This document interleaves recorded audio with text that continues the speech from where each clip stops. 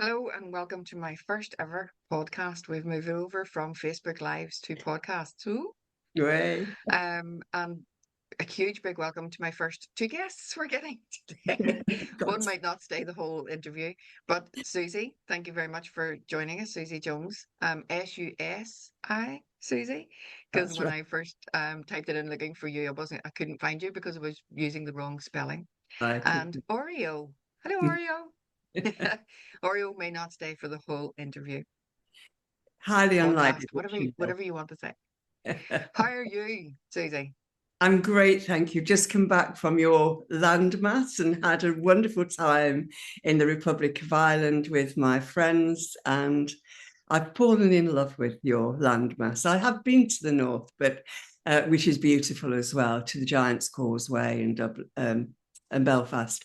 But it was just so gorgeous to be there with a lot of Irish storytellers and Irish music, which was fabulous. Brilliant, So, uh, brilliant. pop and see you one day, Valerie. Absolutely, absolutely. Some maybe meet halfway if you're going back down, because I think you were right at the very bottom. We were in So we Kenmare, could, yes, County yeah. Kerry. Yeah, So maybe if you're doing that again, we can meet halfway in Dublin or something. That would be yeah, lovely in fantastic. person. So thank you for agreeing to come along today. I have been reading your little book. Oh, it's not going to show up because it's a white background. Isis Wisdom, Unveiling the Magic of You.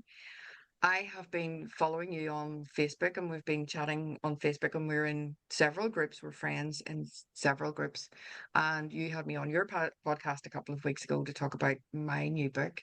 Um, so this is, in essence, your space to talk about you. I don't mind if you talk about the book or your group or your work or even your artwork behind you. And I love today you've got it all seems to be twos.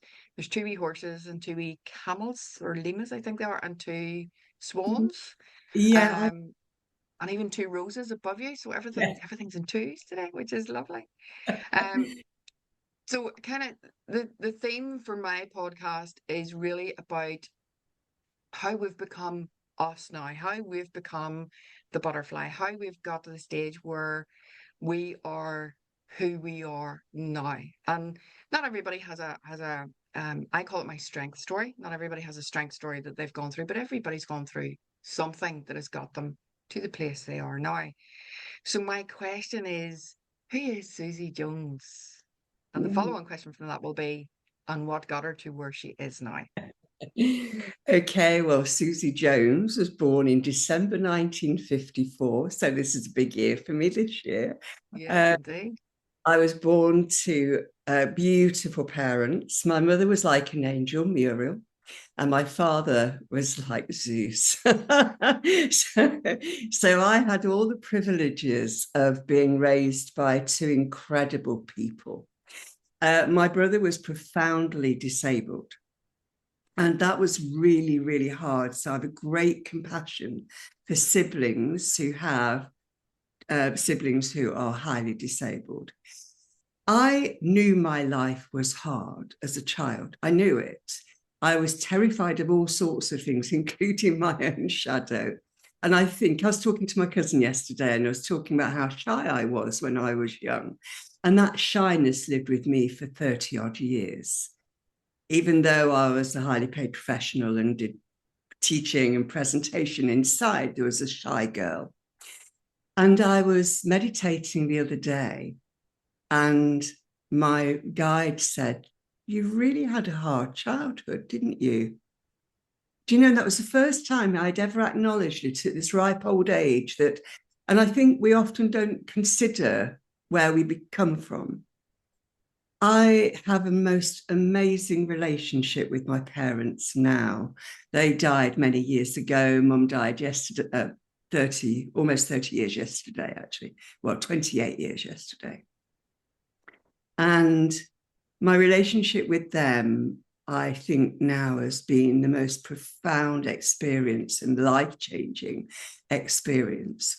My mother was an incredibly beautiful Christian woman. My father was, I think, a congregational, which was like a branch of the Christian church. So I was raised in a Christian environment, ecumenical and then charismatic in later years. So I have a very strong foundation of biblical truth, which I think upheld me. That did not stop me being quite irreligious in my youth. And I could tell you stories which would not be fit for YouTube, but so, I think like most children of my generation, life was interesting and it was quite rebellious, really. Anyways, then I started nursing at 16. Because my life had been hard at home, and as much as I was beautifully loved and cared for, and I have nothing negative to say about it, I needed to grow, and I couldn't grow. Like I was the butterfly waiting to come out, to use your analogy there. And I couldn't stay in that place any longer, and that is no disrespect to the people. So if your parents and your children are leaving early, know that it's because they have to, if they have to, like I did. I know it hurt my parents something very badly that I did that. But then I started nursing, and that's been my career. I do believe I was raised by my mother to be a carer because of my brother and her sister who was disabled. And interestingly, most of the boys in our family, both sides, were disabled or didn't make full term. So that's another interesting story of a curse that went through our family, and my brother got caught up in it. I was in my late 20s when I cleared that curse. So I now have two really handsome, gorgeous young grandchildren, 18 and 16, make me feel tiny, and I'm 5'9" nearly. So, I'm dwarfed by these gorgeous boys. So my whole life was designed around being a carer. And also there was a money story as well. There was a poverty thinking story that lived with me for many, many years as well. And all of these things create who I am today. So I'm not on any tangents. I literally am telling you who I am. So I loved my job. I absolutely loved caring for people. And I loved teaching. I like to teach my patients how to be in control of themselves, and I like to teach my staff how to care for their patients. And because of this, I ended up as a manager and a senior manager in healthcare. Maybe because I'm a bit bossy. Well, actually, no, I'm a lot bossy. I am. I like to be in control, and I like to control things. And equally, I love it when people take over. And I think my ego has learned to stand back when it's time to, but it didn't always. So there might be people watching this who remember me and go, oh, no, not her. Because, I didn't really care whether anybody liked me or not. And I still don't. People can like me or love me. It doesn't bother me. I don't think it's anything to do with me, what people think of me. No, nothing at all. Yeah. And I think all those years when I was shy and embarrassed and all of those things that I was, it was only because I cared what the people thought. Yeah. And really, they didn't think anything, and it wasn't important at all. But no. So I hope this is guiding you to where I am really as a human being. So I sort of have all the professional caring elements. I worked in forensic psychiatry. I worked in acute psychiatry, rehabilitation. And in the 90s, I was absolutely privileged to be involved in a social inclusion project, which meant that I really could bring the community up to speed with how to work with people with profound difficulties. And most of my patients that I was working with were profoundly disabled. And to teach the community how to be, it set up a movement that's still going, really. And we got this from a fantastic, one of my bosses called Peter Bates, and he found this group in Canada and America, and we did that work and we bought it. This changed my life from a spiritual perspective.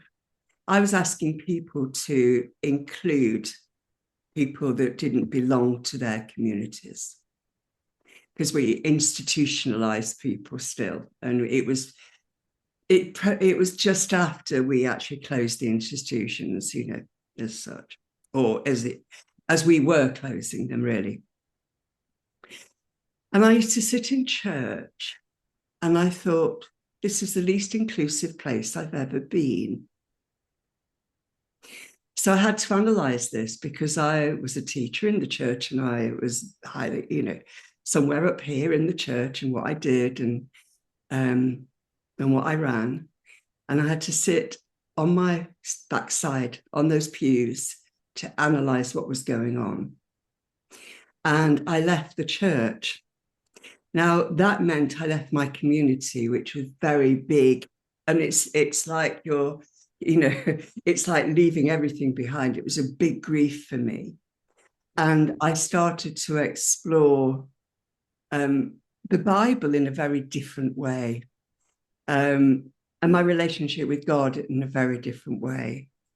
And I still used to nip back just to check with myself whether I was making the right decision. It was very hard to leave. But I did make the right decision. And over the years, because that's sort of nearly 30 years ago, it is 30 years ago. And during that period of time, I have come back to a stronger faith in God and a stronger faith and knowledge and experience of Jesus that doesn't have religion attached to it. And it's really hard to explain to my Christian friends, who probably have nuns praying for me or something, I don't know. And so then when, can I jump a little bit forward? Then when I was asked by goddess Isis to write a book, I'm not an Egyptologist. I know nothing about goddess Isis, nothing, absolutely nothing. I had to do a bit of research when I got all this request. And so I write a book, eventually channeled book of her words, which I'll talk about later. But so, of course, all my Christian friends just abandoned me at this point. Particularly with the name Isis, because it wasn't a great time for goddess Isis when her name was kind of used by other people, a bit like the Indian swastika being used by other people. That it's essentially, I'm saying Indian, ancient symbol of peace. Yeah. And Isis was a goddess long before, so really wasn't a great time to be. It wasn't a good time. Isis. And that's why I've changed the book to Unveiling the Magic of You, which is a subtitle, a mention Isis wisdom. And I made a big mistake of using Isis in capital letters rather than in lowercase. Because I didn't know, it was ignorance, but, it's not always bliss, is it? So over those 30 years, my breadth of understanding has transformed me. I was still working as a professional, still doing things, still being very discreet about my skills, my mediumship, my psychic abilities, my healing abilities, all of those things were secret. People knew, friends knew, but I kept work here and home here very separate. Until one day, and I'm sure my friend will watch this, my boss at the time, her mother had died. And I had this woman in my bedroom talking to me every time I went to bed. And she would not leave me alone. Irish accent as well. Okay, my friend, it was her party that I'd been to, actually. And she was rabbiting on. And I said, will you leave me alone? Who are you? What are you talking about? And anyway, long story short, she gave a message to her daughter, which I passed on. And that sort of really sealed our relationship. But again, home, work, and then all of this sort of deeply spiritual stuff having to mingle with it, which was really interesting. But anyway, so my life has been very, very interesting. I've lived in many houses. I can't remember. I did a count how many settees I'd bought over the years. It's about 12, I think. Far more than anybody else I know. And I've moved house so many times. And I got to the point where I thought, I can't keep moving because I have to renovate everything. That's who I am. And I'm actually in the middle of a renovation project now. I'm going to put Oreo down because she's getting heavy. Go down, Duffy. And so I decided to live on a narrowboat because then I could move it. Still my house. I could move it. And so I lived on a narrowboat for 9 years. And then I decided I was burnt out doing what I did. Because I was put everything into my job girl. I wasn't half job, it was full job. And full life as well. So it was exhausting. And you know what that means, to be exhausted. So I decided to have a sabbatical, sold my boat, bought an old camper van, and then cleared off to the south of Spain. Yeah, and ended up teaching English in a school. So I've lived this really sort of wild life. And if I was a storyteller like you, I'd write it into a book, The Life of Susi, of some way. But I'm not really a storyteller. But that sort of is 70 years almost of my life. Well, no, not exactly 70, because that life did that in 2018. So that is 6 years ago. And, like yourself, that spirit had been saying, leave, leave, leave, leave, leave. And I was going, I can't. And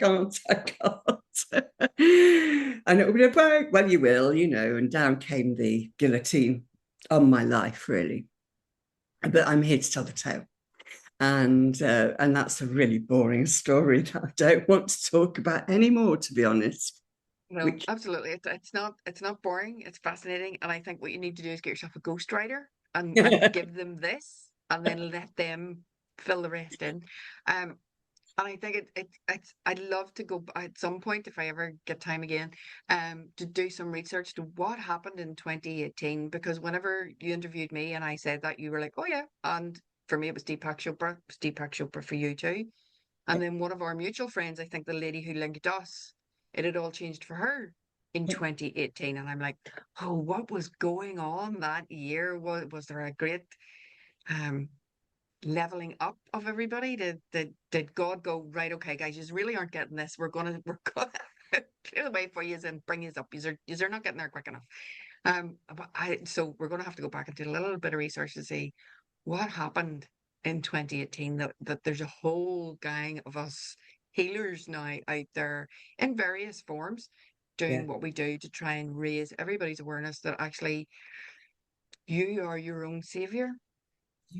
Yeah, absolutely. And that story, it was basically anger. I'm not an angry person at all. It's just, I told you a little bit about my childhood life, and I never felt angry about any of it. And if anybody asked me, I'm not angry as a person, but I had a situation that made me so angry that I was starting to say some pretty vile things through my anger, not to people, but in my head, in my thoughts.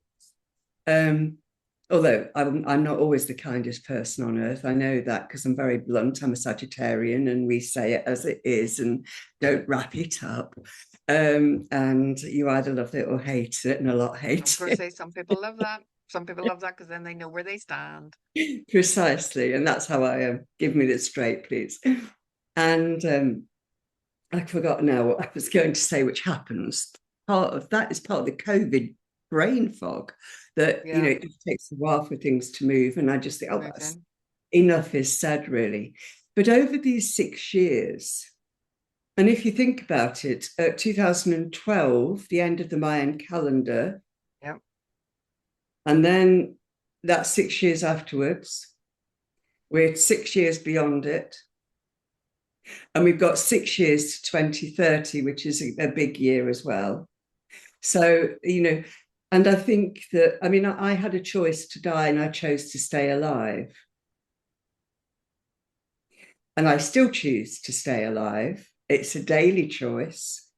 I will determine when my life is finished. They've stopped asking me because there's work for me on another planet they want me in. And I said, well, you'll have to take part of me when I'm asleep because I'm here and I'm seeing this through to the end. I've got a friend who's nearly 90, and she said the other day, I'm seeing this through to the end because the tower is falling. We're seeing everything is just collapsing around our ears. I'm not terrified, I'm celebrating because the Yeah. Yeah. foundations are ruptured, Oh, rotten. completely poisonous. And so, I'm happy to say, yes, collapse, it's fine. Yeah, a lot of people won't be here because of it. A lot of people will moved on. But the truth is, and this is what I'm doing today, is trying to help people. Like you talk about your butterfly, there is no, my post yesterday was there is no death. We do not die Very true. Yeah. because we are eternal souls in a physical body. This bit, all this stuff that doesn't always work well and all of that, of course, that will go to dust. It's carbon, it will return. Somebody will be burning it on a fire in some donkey's years to come, maybe. But the soul doesn't die. No. So all of these wonderful souls who lose their physical experience during this terrible period of time, in terms of anything breaking down this hard is not good for easy for anybody, is it? So all of the people you've lost, all the people we've lost, and we have lost a lot of people that we can know of directly or indirectly, their souls are alive and well, and they're always with you. Yeah. And Yeah. their whole purpose is to try and wake you up to the fact you are eternal. Yeah. And you don't have to believe anything, do anything to know that that is a fact. And it doesn't matter which God you call God. It doesn't matter any of that. Or even if you're an atheist, it doesn't really make any difference. It's your personal, unique experience. And I think in terms of where I've got to now, that's where I am. That is, I'm a wisdom keeper by my age, a medicine woman by my age and experience and profession. So I am many things, but I feel like I know nothing. And the older I get, the less I know. I know. Yeah. And because there's less I know, the more I'm dependent on my community, my tribe to know. And when I'm just like a mushroom growing on a tree somewhere. That is all I am. And we're all mushrooms growing on a tree somewhere. And when we know that, we can connect through the mycelium, and we can know that we're telepathic, that we can multidimensional time travelers. This is not woo-woo. This is not woo-woo at all. And I used to be embarrassed by the things like this that come out of my mouth voluntarily without me agreeing to it. Yep. And I used to be embarrassed by it, but now there's nothing that would stop me speaking of it. Yeah. And if And the thing about it saying it's not woo woo, there are now more and more books out there and one of them is called Why Woo Woo Works, which I love because it then shows you the science of why it works, and it has that projection thing where the science where they take the split cells yeah, or humans. So people who are really, really close, either twins or married couples that are very in sync with each other and have a great relationship, put them in two different places and they're able to talk about each other's experiences without knowing, because they're in like dark rooms on their own. They're not, there's no way they could know. They're splitting cells and sending one cell like across the planet, somewhere on the other side of the planet, into a completely sealed, I want to say magnetic, but it's like an electric magnetic or something room. So there's no way anything can get to it. Um, and when you manipulate the first cell does the same thing. Yes. So this stuff is not, and strangely enough, my husband would not be kind of into any of this. And yet at the minute he's reading a book and going, you wouldn't believe this. And I'm going, uh-huh. I would.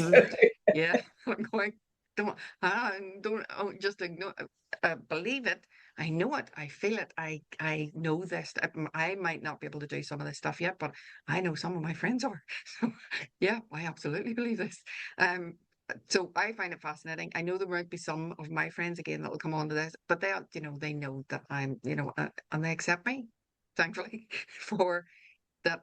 This is, and I agree with you as well that I have a much, much better relationship with my mother now that she's passed over, because I can talk to her at any point, sit and hold her hand, give her a hug in a way that I couldn't have done when she was, because she didn't like that. She didn't like public displays of affection, or she didn't really like holding your hand or doing, she did it when it was necessary. If you were upset or anything, that's not to say she was, she wasn't like, go cry elsewhere, but she wasn't like that. But she wasn't a huggy person. One But person, I no. get to do all of that now that she's on the other side. Yes. And now Yeah. she's like, oh, okay. Yeah, okay, we can do that. That's okay. It's fine. So I have a much better relationship with her now that she's on the other side. So yes, I know there will be some people that will be going, excuse me? But I don't think those are the sorts of people. If we attract those sorts of people, it's because they're ready to hear it. And this is it. And we've got to stop. And I mean, everybody who's like us, have seen something that they can't unsee. Shall we say it like that to keep it really simple? We have to stop stealing people's learning. And we have to stop judging people for being in the dark and not seeing, because they are holding the balance. So even if Yeah. you're just saying, goodness me, what stupid women, what are they talking about? I mean, they probably wouldn't even be watching, but say they were, they would just poo-poo the whole thing. Good. We need these balances. And I went through a lot of years wanting to help people heal, I suppose, and to live their best life and all of that. Whereas now I actually don't. I want people to live their life exactly how they live it and hear it however they hear it, because we're multifaceted and we see things. My grandchildren used to have these glasses that were like spider's glasses. So you got all these different facets. And this is how we see life, through different facets. And so, if you and I are watching the same incident, we'll see it very differently. We know that. Yes. Yeah. And we see through a judgment, and your kaleidoscope, it morphs, it changes. So for me, people are where they're meant to be, doing the best they can do with the resources they've got. If they want further resources, that's different. And we make that available to them. Yeah. So they know where to go. Because I suppose when I really started to really do this work in 1998, 99, that sort of time after I left the church, I used to see the light workers, like if this globe here was an orange, okay, this is the world in an orange, and it was like cocktail sticks. And whereas we were meeting through the mycelium and connecting the lights there, we were isolated. Yes. There's no, in those days, there was no way that we would have ever met. No. And I know that social media gets an awful lot of bad attention, but it doesn't need to. I never see any of the things people tell me about. It never comes to my feed because I have no attraction to it. I'm not interested in it. I'm not attracted to it. And it doesn't fight. So now these light workers, we have got connections through Zoom, through the World Wide Web, through all of this. So my community is international. Yeah, mine too. And I'm so grateful. Over the last 20 years or so, we have this incredible community of light workers. And what we're doing is holding the balance. And many of us have had the choice to die of this physical. Yep. But we've all said, no, I'm staying. So we're here for a reason. And if you're still here, whoever's listening, you're here for a reason. And if you're full of pain, you're still here for a reason. And, don't give up, because you've got a message to give and a job to do and a purpose that you came with. And I always say, when I've done with all this, I won't be here. But I'm not, sorry, go on ahead. I'm not.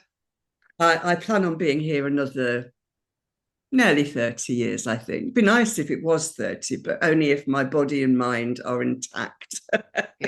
Yes, indeed. So, and that the thing, the mycelium, that I love that idea. I think it was one of the Robin Williams films where they had a sheet, and he did it with his hands under the sheet to show how we're all connected. But in this mycelium idea, I love that we're all connected, and again in an unseen way underneath, and we're now people are starting to come through. So your book, where can people find? You also have pocket pocket Right. books, Okay. Yes. pocket reference books or something. Yeah. I have I've got several books on available on Amazon worldwide and on Kindle, some of them. So if you're a Kindle Unlimited person, they're free. And I'm also involved with a couple of other joint books with other people, one being published very soon, actually. And there's a few journals and there's various bits and bobs. And I think if you go on my author page on Amazon, that will be there. I'm also an artist. Yes, I love that. But I also encourage other writers. And I support people to write their first book or more. And it's called the Pocketbook Series. And we are going to have, I never know what the word is, like a meeting of minds. So we're going to have some sort of event online that you'll be able to listen to all of the speakers. And we've got some amazing books in there, really, truly amazing books and amazing speakers, all about your health and well-being. On a daily basis, I write on social media, on Facebook. So we'll put the link below as well for that. And you don't need to respond to it. You don't need to like it or comment. I am not there I've got everything I need. I don't need anything more than what I've got. So it's there for you. It's a gift. Always lovely to hear from you, of course, but thank you. it's irrelevant whether people write, do anything. And there's daily prompts about how to live more peaceably, really, in life. And that concludes at the end of this year, 2024. That's called Warriors of Light. That is going to be published, ready for pre-order for Christmas. And the working title is 365 plus 1. And that basically is a perpetual diary. So you can use it every year and just, reflect again on where your own progress, really. And then in January, I'm starting a new book, essentially, that I write every day, post it on Facebook. It's an interesting way to write a book, I tell you. And that is called, NHS Plus, Natural Health, Natural Healing Solutions. And this is about finding ways for you to be well, because the NHS is overwhelmed. I was a big NHS worker, very supportive of the NHS as it was. And the NHS is overwhelmed by people who have nowhere to go to be well. Yeah. And so I just think, guide people to it. Again, it doesn't cost anything. it's there, it's a gift. And next year that book will be available for pre-order for Christmas. And it will be 365 next year, of course, days, because it's not a leap year. There's the plus one. Yeah. And there'll be lots of ways that you can improve your health and well-being and take responsibility for it. So I'm quite excited about that. I do have a website, and it's susijones.com, as you can see under my name there. On the screen. Yeah. And I'm just about to revamp it to put my art in. So if you do go, please go back in a month's time when I've actually revamped it. And you will find my books in there as well. But I need to get savvy with the QR codes and things like that, Valerie. And I've got a bit of work to do on that. But I will try and get you the QR code actually for my website before you post this. So, yeah. Cool. Yeah, because it seems to be the way lots of younger people. I was handing out leaflets about mental health services several weeks ago to some young people, and they opened it and they kind of looked and they went, "Where's the QR codes?" I'm like, "Okay, I'll get back to you on that."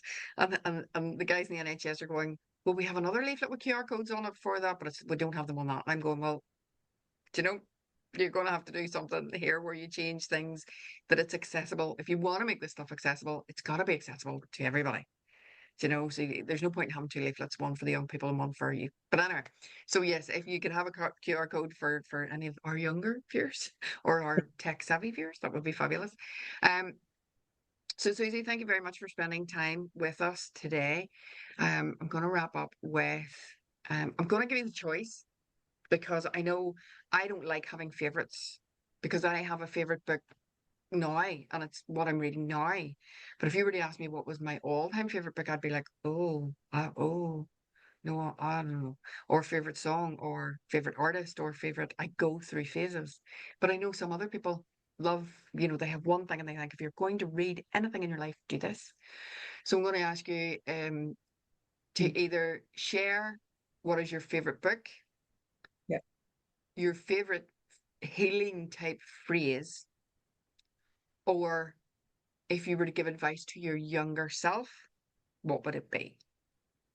You can Well, answer all three or pick yeah. one. Well, my advice to my younger self would be when you go to the airport, pick the book up by Caroline Myss called Anatomy of the Spirit. This is the book that is very old now, really. I think it was written in 97. So, it is old. Caroline Myss, MYSS, is online on YouTube. She's an amazing author. Anatomy of the Spirit taught me, it helped me transition from my Christian, very heavily involved Christian, charismatic Christian, dancing in the spirit, healing, speaking in tongues, interpreting, that sort of Christian, and which was an amazing community of beautiful souls. Helped me transition from there to where I am today. And I still reference it. So if people have got a pain in their shoulders, I will go and have a look to see what that could mean. And there's a quote reference in that book. Caroline's written all sorts of really, really interesting books. And I would say, and I've given a lot away, and I've bought The Anatomy of the Spirit for more people than I can remember, or certainly recommended it. So if you really want to understand that body spiritual connection, and there's some lovely storytelling in there as well, then I would highly recommend that book. And so that sort of answers two of those. And the final one is, you're perfect just as you are. Never forget. Lovely. That's beautiful. Susie, thank you so much. As you've said, you'll try and get me the QR code, but there'll definitely be links of some description down below the video. Susie, thank you very, very much. I really appreciate your time. I love that you've been my first guest. I hope this sets the standard and everybody's as weird and as fascinating and as on a healing journey as we. It'll be lovely to see how many people all changed in 2018. It That'll will. maybe be the name of the podcast, 2018. Yeah, the miracle of 2018. Who knows? Thank you so Thank much. you very, very much. A delight to be here and to be with you. And thank you for what you're doing in the world. You're doing an amazing job. As are you. As are Yeah, you. busy. Thank Yeah, you. thank you.